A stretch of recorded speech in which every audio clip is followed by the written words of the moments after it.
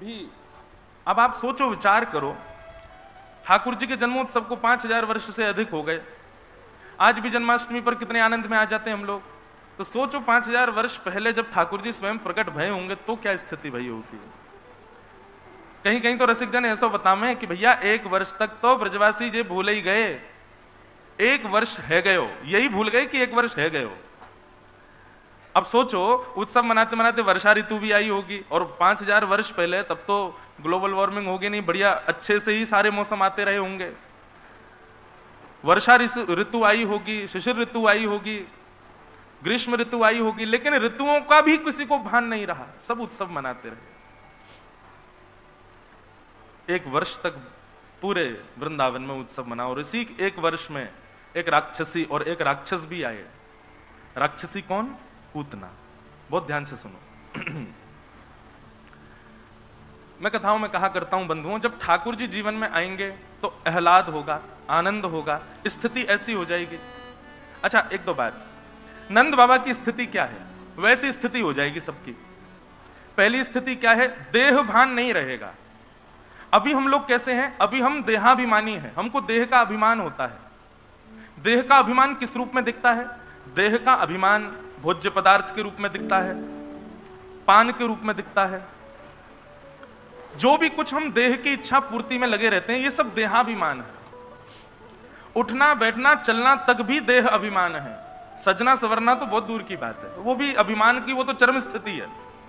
मैंने वस्त्र कैसे पहने हैं, मैंने पटका कैसा पहना है, मैंने तिलक कैसा लगाया, मैंने बाल कैसे काटे हैं, ये सब देह अभिमान है। ठाकुर जी जब जीवन में आएंगे तो धीरे धीरे आपका देह अभिमान कम होने लग जाएगा। फिर आपको इस बात से फर्क नहीं पड़ेगा कि आप क्या पहनते हैं, क्या खाते हैं। बस जो भी है, वस्त्र ऐसे हो कि तन ढक जाए, भोजन ऐसा हो कि पेट भर जाए, निद्रा इतनी हो कि बस थकान थोड़ी दूर हो जाए, उससे अधिक की इच्छा नहीं होगी। समझ रहे हैं ना बात को? ये ठाकुर जी आएंगे तो तन की स्थिति ऐसी होगी। मैं कभी कभी कथाओं में एक प्रसंग सुनाता हूं। वृंदावन में एक बाबा रहते थे, घड़ी वाले बाबा। वो अपनी घड़ी पैरों में पहनते थे, हाथ में नहीं पहनते थे। क्यों? उनसे कोई पूछता, बोले बाबा पैरों में क्यों पहनते? तो कहते बोले कि भैया ये समय काल समय गति हाथन को बतावे कि नहीं है, पैरन को बतावे की है, या हमारे पैरन में पहन। उनकी अलग ही सोच कि काल बढ़ रहा है दिन ब दिन, ये पैरों को बताओ कि हे चरण तुम किसी दूसरे स्थान पर मत जाना, तुम सदा श्री प्रिया प्रियतम के पास ही रहो। इसलिए समय की गति इन चरणों को पता चले, इसलिए पैरों में घड़ी पहनते थे। अब सोचो, इतने देहाभिमानी। कल को मैं भी घड़ी पहने आऊं पैर में तो लोग मुझे पागल कहेंगे, जे ब्यास जी बढ़िया पैरन में घड़ी पहने डोले हैं। ये बात तो निश्चित है कि जब ठाकुर जी जीवन में आएंगे तो इस उपाधि से तो आप अलंकृत हो ही जाओगे कि आप पागल हो। तो पहला देहाभिमान शून्य, देह को अभिमान नहीं होगा, देह को अपनी सुध नहीं होगी। केवल जिससे देह जीवित रह सके और आपका भजन बन सके, उतनी ही पर्याप्त मात्रा में ही आप सोओगे, पर्याप्त मात्रा में खाओगे, पर्याप्त मात्रा में ही अपना जीवन यापन करोगे। तो ठाकुर जी जीवन में आएंगे तो देहाभिमान शून्य हो जाओगे। संतों को देखो वृंदावन के, कहो तो मोतियन मांग भरावा, कहो छिटकावा केश। मीराबाई कहती हैं, कोई राह चलता भूल जाता कि ठाकुर जी को तो अत्यंत श्रृंगार करने वाले प्रिय हैं, तो मीराबाई रज रज के श्रृंगार करती। और किसी बिना केश के किसी महापुरुष को देख लेती, बोले आपने केश क्यों दे दिए? बोले कि अरे हमने ठाकुर जी के लिए अपना मुंडन करा दिया, अब हम जीवन भर ऐसे ही रहेंगे। कई सन्यास परंपरा में केश नहीं रखते। तो मीराबाई चली जाती, बोले मैं भी केश कटवा दूंगी, जा से प्रियतम रीझ है, मैं वैसे रहूंगी, मुझे इससे कोई मतलब नहीं कि कौन कहा सोच रहा है। हाँ। देहाभिमान शून्य हो बाला,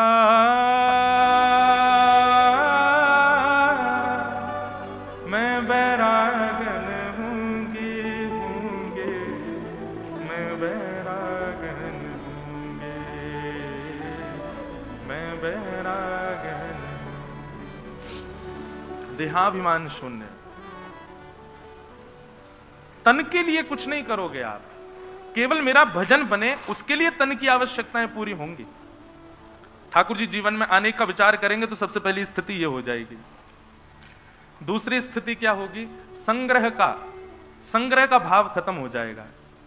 मैं कितना संग्रह करूं, ये स्थिति नहीं रहेगी। ये मैंने अनुभव किया।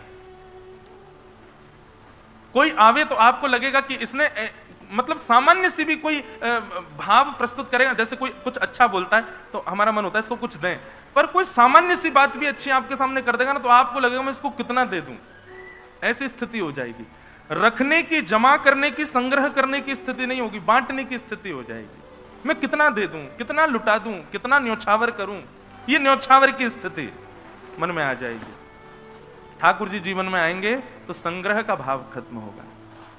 आप सब लोग भी ध्यान मत दो, मैं भी नहीं दे रहा। आज ठाकुर जी जन्म है गयो है ना, तो सब देवता आ रहे हैं, अब पवन देव आए हैं, कहीं इंद्रदेव नहीं आ जाए। ने कहा देर में पता चली बरस गए ऊपर थे। तो ठाकुर जी जीवन में आएंगे तो देहाभिमान शून्य हो जाओगे। ठाकुर जी जीवन में आएंगे तो संग्रह की स्थिति खत्म हो जाएगी। ठाकुर जी जीवन में आएंगे तो संबंध धीरे धीरे कम हो जाएंगे। लोक संबंध, व्यवहार संबंध, ये आपसे निभ नहीं पाएंगे। भोरी सखी कहती है ना, ऐसो दुख दीजो ही माही, ऐसो दुख दीजो ही माही।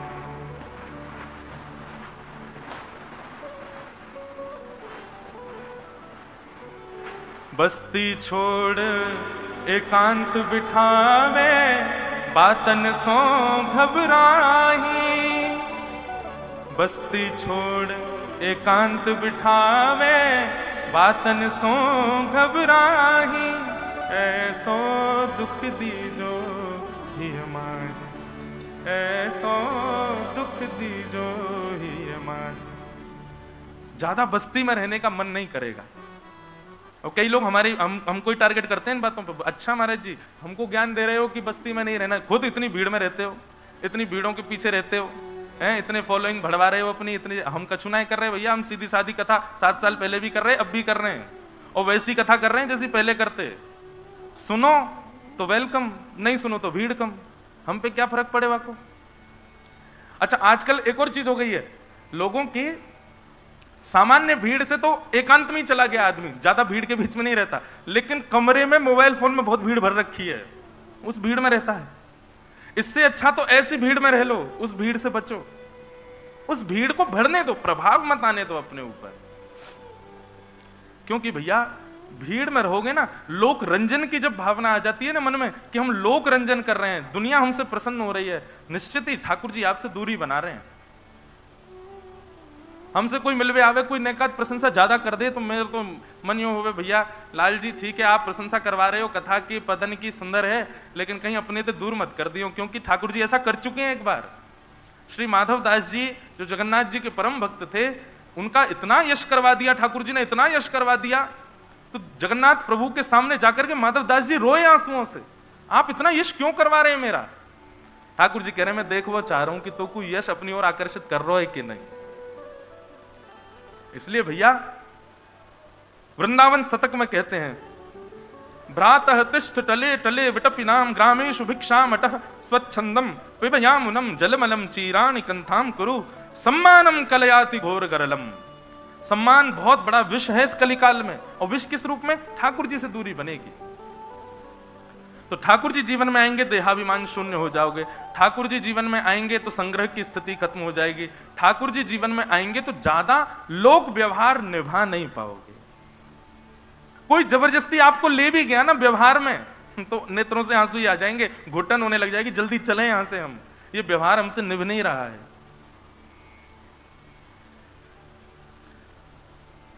ठाकुर जी जीवन में आएंगे तो किसी में दोष नहीं दिखेगा। ठाकुर जी जीवन में आएंगे तो इस प्रकार की स्थिति होने लग जाएगी। नंद बाबा ऐसे ही हो गए, अटारियों पर चढ़कर के खूब लुटा रहे हैं, विचार ही नहीं कर रहे हैं, बस देते जा रहे हैं। कोई आकर के नेक झूठे को भी कहते बाबा बधाई हो, तुरंत अपने गरे को हार निकाल के पहना दें, मुनीम जी दूसरा हार ले आमे पहना दें, बाबा बहू को लुटा दें, अपने कड़ूलान उतार के दे दें। ये स्थिति हो गई नंद बाबा की। इतने आनंद में भर गए। अरे पुत्र तो सबके यहां होता है, बालक तो सबके यहां होता है, परंतु यहां साक्षात परब्रह्म आया है, उसके आगे अब और किसी वस्तु की कामना कैसे। ठाकुर जी यदि आपके जीवन में आए हैं और अन्य वस्तुओं की प्राप्ति की भी इच्छा मन में बनी हुई है, तो ठाकुर जी नहीं आए हैं अभी। आपको लग रहा है कि वो आए हैं, पर जिस दिन सबसे बड़ा रत्न आ गए हो, वाक्य बाद कोई और रत्न की इच्छा कैसे हो सके।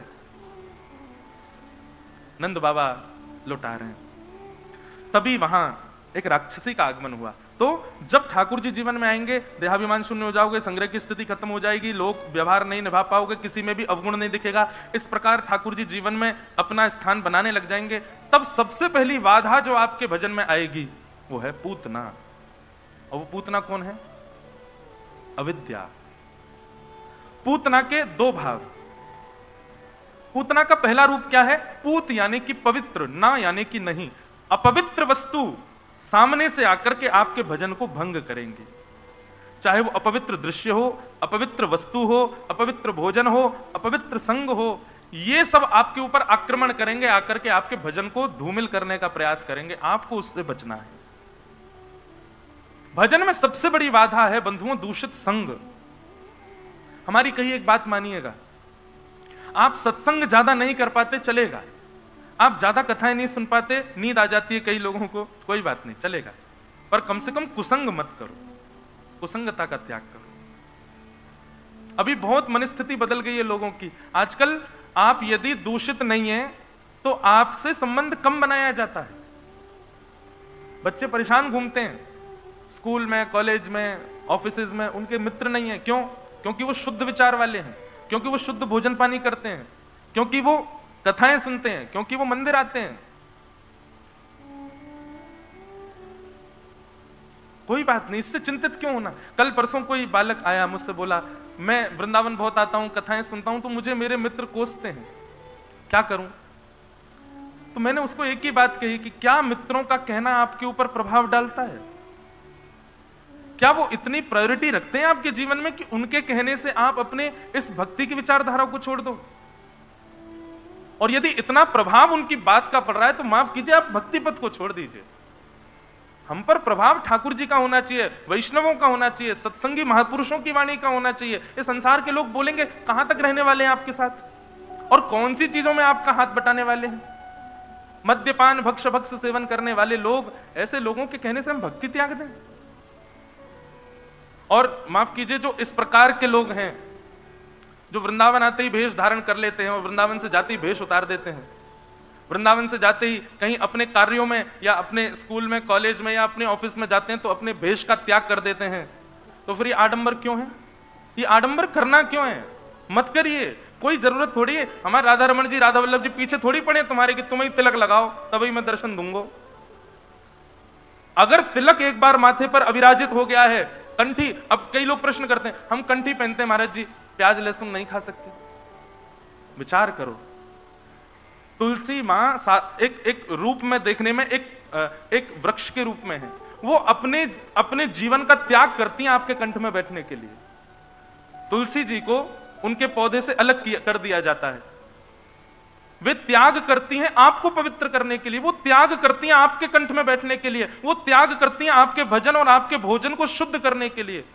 उनके इस त्याग की महिमा नहीं है। लोग गले में कंठी माला पहन करके भी दूषित वस्तु पा लेते हैं। इससे अच्छा तो उतार दीजिए, क्यों आप अपराध कर रहे हैं? कोई जबरदस्ती नहीं है भैया भक्ति पथ पर आने की, लेकिन यदि आए हो तो निभाइए, हर स्थिति में निभाइए। और फिर किसी के ताने, किसी का कहना यदि आप पर प्रभाव डाल रहा है, आपको लग रहा है कि अरे कोई क्या कहेगा, छोड़ दीजिए।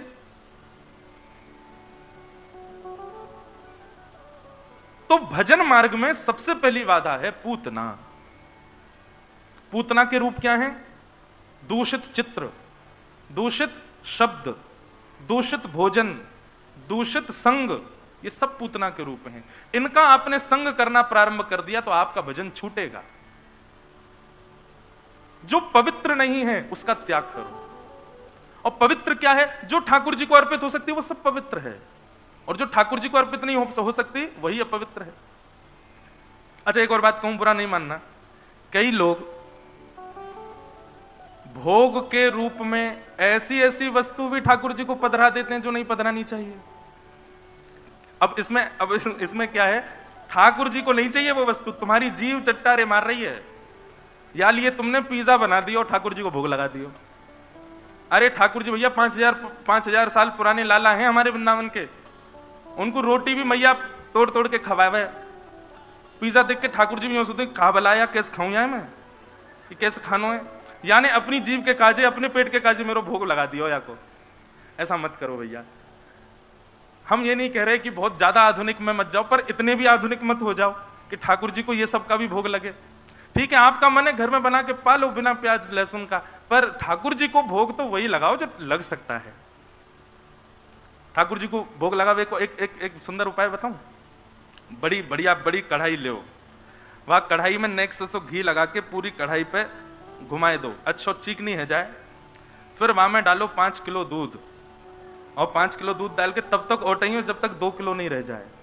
लगनो नहीं चाहिए। वहां में बढ़िया फिर जो है का थोड़ा गुड़ डाल दियो और गुड़ को मिलाई दियो। वहां के बाद में फिर अनुपात के अनुसार चावल डाल दियो, फिर केसर पधरा दियो, सुंदर इलायची कूट करके वहां के दाने डाल दियो, सुंदर सुगंधित है जाए। थोड़ी अधोटो सो दूध है जाए, वहां की खीर बनाए के फिर वाकू सुंदर सो सजा के केसर आदि से ऐसी सुंदर खीर बनाए के और वाकू एक सुंदर पात्र में पधरा दियो। थोड़ा बड़ो सा पात्र हो, वही में ठंडी है जाए। ठाकुर जी की सामग्री फ्रिज में भी ठंडी मत करो, अनायासी करो, मिट्टी के बर्तनन में करो। हमारे तटीय स्थान जाके देखो कैसे प्रसादी सिद्ध होती है। महाराज ऐसी प्रसादी सिद्ध करोगे तो ठाकुर जी को बुलाना नहीं पड़ेगा, अपने आप दौड़े आमेंगे खावे के काजे।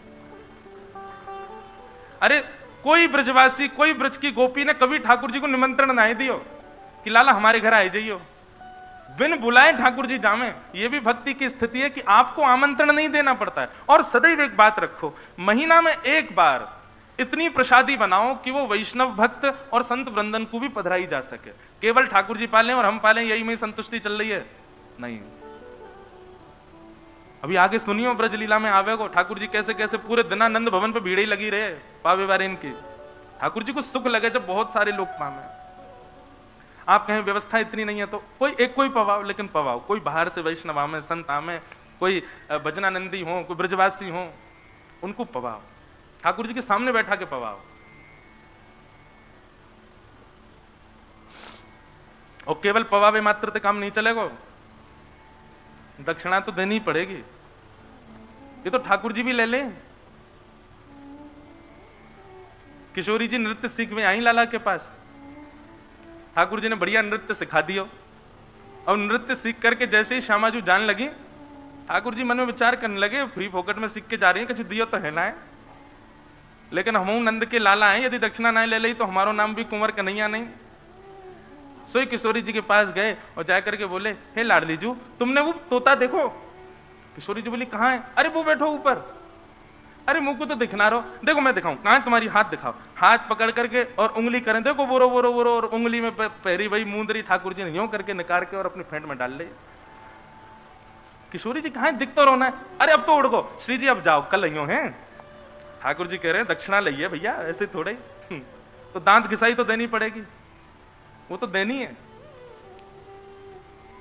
कहवे को अभिप्राय है भैया, प्रेम प्रधान जिस दिन आपका हृदय हो गया ना, ये सब बातें सिखानी नहीं पड़ेंगी, अपने आप सीख जाओगे, अपने आप आ जाएंगी। और कभी भी ठाकुर जी का भोग अपनी जिह्वा के स्वाद के लिए नहीं बनाइए कि हमारा ये खाने का मन कर रहा है तो ठाकुर जी को लगाए दो भोग, पालेंगे नहीं।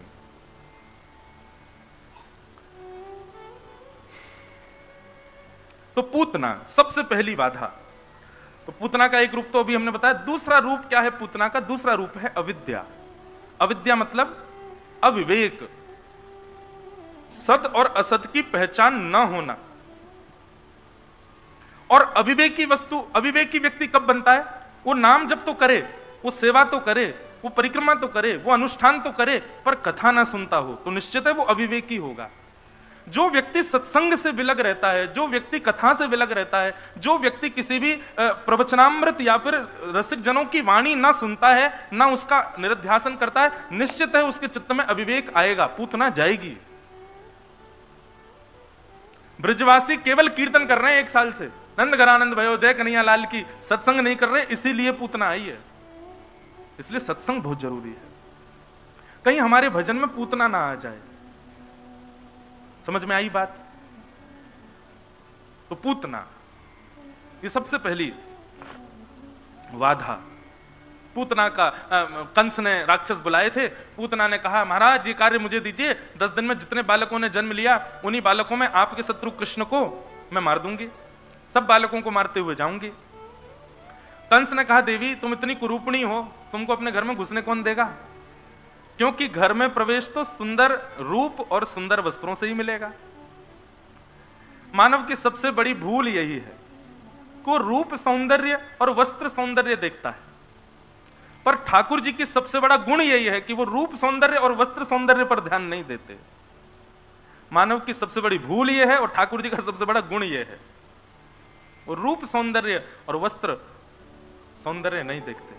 मैं कथा में बताता हूं, भक्तिमती मीराबाई का भी ऐसा ही लक्षण था। वो किसी कुरूप व्यक्ति को भी देखती थी ना, जिसका रूप ज्यादा सुंदर ना हो। सब लोग इधर देखो वो बेचारा एकांत में बैठा है, उसका रूप ज्यादा सुंदर नहीं है, मीराबाई उसके पास जाके उसका उत्साह बढ़ा देती, तुम कितने अच्छे हो। बोले काय बात को अच्छो, मेरो रूप ऐसो, कोई मुझे देखे ही ना है। मीराबाई कहती तुमको कोई नहीं देखता, क्यों, ठाकुर जी ने तुमको ऐसा बनाया कि तो केवल मैं देखूंगा और कोई ना देखेगा, ये हमारे तेरो रूप ऐसो है। कोई काला व्यक्ति दिख जाता तो मीराबाई कहती तुम कितने सुंदर हो। कोई कहता अरे हम काले, आप हमको सुंदर कह रही हो, अरे कृष्ण ने किसी रूप में तो तुमको स्वीकार किया, अपना वर्ण तुमको दे दिया। ऐसी थी मीराबाई।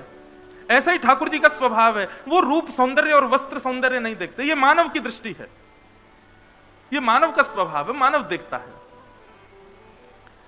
पूतना सुंदरी बन करके अपना श्रृंगार करके और वस्त्र आदि धारण करके बढ़िया सुंदर महक करके ऐसा श्रृंगार किया और मंत्र शक्ति से इतना सुंदर रूप धारण कर लिया कि जो देखे वो देखता ही रह जाए। पूतना गई, अब 84 कोस ब्रजमंडल में जितने बालकों ने 10 दिन के अंदर जन्म लिया, हर बालक के यहां पहुंच जाती है। घर के लोग उसको सुंदर जान करके घर में प्रवेश दे देते हैं और सब उसकी गोद में अपने बालकों को दे देते हैं। सब बालकों को पयोधर पिला देती है, विष लगा हुआ है पयोधर में, पीते ही बालक मर जाते हैं। सबको मारते हुए पूतना गोकुल पहुंची। जैसे ही गोकुल में प्रवेश किया, पूतना का रूप सौंदर्य, पूतना के नूपुरों की ध्वनि, पूतना की गजगामिनी चाल यदि वर्णन कर दिया जाए तो कहीं ऐसा ना लगे कि कोई देवी पधारी है। इतनी सुंदर लग रही थी पूतना। जो एक बार भी पूतना को देखता है वो उसके रूप को देखने ही लग जाता है।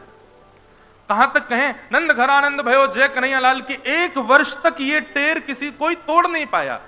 भूख नहीं तोड़ पाई, प्यास नहीं तोड़ पाई, निद्रा नहीं तोड़ पाई इस कीर्तन को, पर पूतना के सौंदर्य ने इस कीर्तन में आकर के विक्षेप डाल दिया। समझ रहे हैं बात को? व्रत नियम चल जाएगा, अनुष्ठान चल जाएगा, आपके कितने भी नियम हो वर्षों वर्ष तक वे चल जाएंगे, लेकिन अविद्या यदि जीवन में आ गई तो वो एक क्षण का प्रवेश आपके वर्ष भर के कीर्तन को, वर्ष भर की भक्ति को नष्ट कर देगा।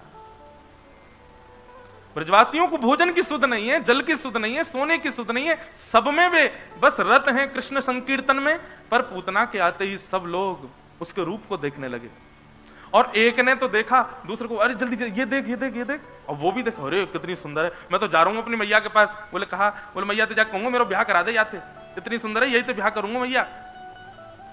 केवल पुरुष ही नहीं, गोपियां भी जो नृत्य कर रही थी आनंद निमग्न होकर के, नंद घर आनंद भयो जय कन्हैया लाल की, उनके सामने भी जब पूतना आई, उस पूतना के सौंदर्य को देख करके गोपियां भी मोहित हो गई, नर नारी सब मोहित हो गए पूतना के रूप पर।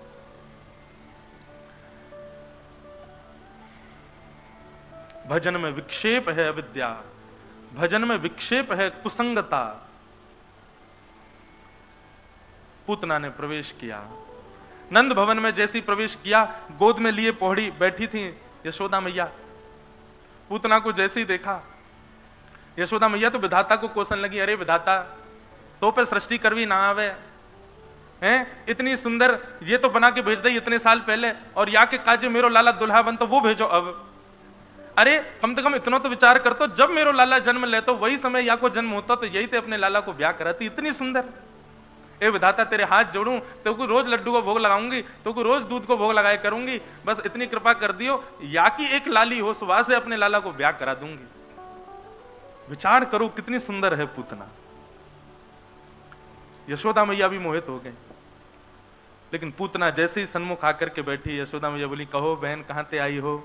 पूतना बोली अरे मैं पास के गांव ते आई हूँ, मैं मिश्रा जी की घरवारी हूँ, मिश्राणी बोले सब मोते, घर ते बाहर कभी निकलूं ना हूं। यशोदा मैया बोली हाँ तभी तो मैं कहूं पहली बार दिख रही है। अच्छा यूं बता तेरे कोई लाली है? पूतना बोली नहीं अभी तो कोई लाली नहीं। बोले जब है जाए तो मुंह को सबसे पहले बताइयो। वहां को लग रही है कि कम से कम पूतना को कछुआ अंश तो होगा लाली में। सब वार्तालाप आपस में होने लगी। ठाकुर जी कह रहे हैं मैया तू रिश्तेदारी बाद में निभाई लियो, पहले सासू मां को रूप तो देख ले, मैं ही दिखाऊंगा। 6 दिन के ठाकुर जी बोल नहीं रहे, मन में विचार कर रहे हैं। 6 दिन के थे केवल ठाकुर जी।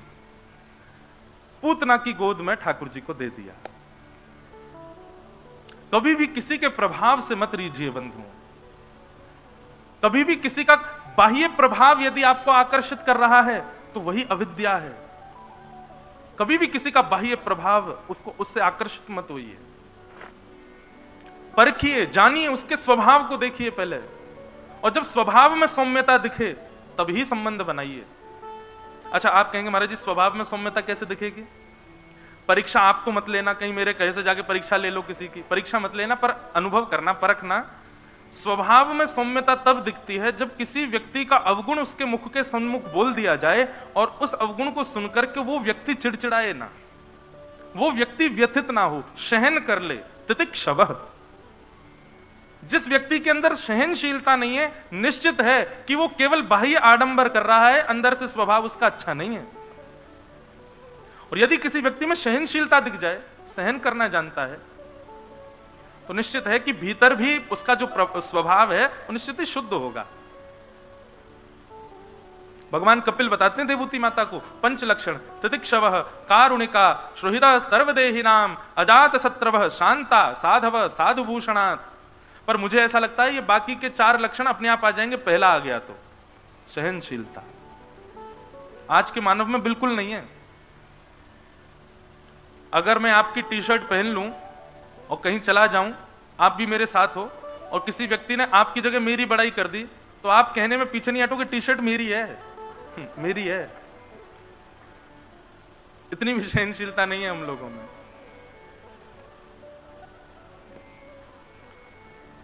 तो तितिक्षु व्यक्ति को तितिक्षु गुण यदि दिखता हो तो निश्चित है कि व्यक्ति संबंध बनाने योग्य है, सहनशील।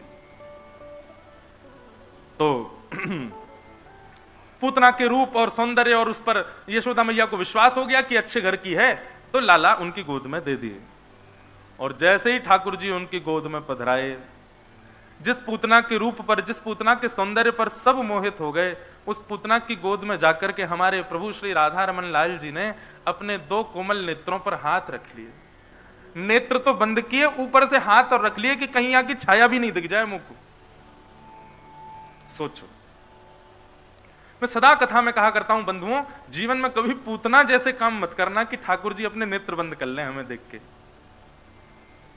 कम से कम हम उनके नेत्रों के योग्य नहीं बन पाए चलेगा, पर ऐसा ना हो कि ठाकुर जी मुंह ही फेर लें, नेत्र ही बंद कर लें, आंखों से और ढक लें। ऐसी कोई क्रिया ना करना। और उन क्रियाओं के लिए पूतना की क्रियाओं पर ध्यान दीजिए। पूतना ने ऐसा क्या किया कि ठाकुर जी ने नेत्र तो बंद किए, ढक और लिए। सबसे पहला, पूतना अपने वास्तविक रूप को छुपा करके गई है। अपनी वास्तविकता बंधुओं संसार के सामने छुपाइए। जैसे वास्तविकता क्या है? मुझे क्रोध बहुत आता है, मेरे अंदर किसी व्यक्ति के प्रति द्वेष भाव है, ये मेरी वास्तविकता है। पर संसार में हम अपनी वास्तविकता को छुपाते हैं। घर में मेहमान आ जाए तो माता पिता बच्चों को कमरे में बंद कर आते हैं, कहीं इनका ऊधम नहीं दिख जाए। व्यवहार में अपनी वास्तविकता छुपाई जाती है, पर ठाकुर जी के आगे नहीं। सूरदास जी कहते हैं, सूरदास कहते हैं, ये बड़ी बात है। सूरदास सामान्य नहीं है। सूरदास जी कह रहे हैं, कौन कुटिल खल कामी मौसम, कौन कुटिल खल कामी, कौन कुटिल खल कामी मौसम। सब लोग का बात समझ में आ रही है?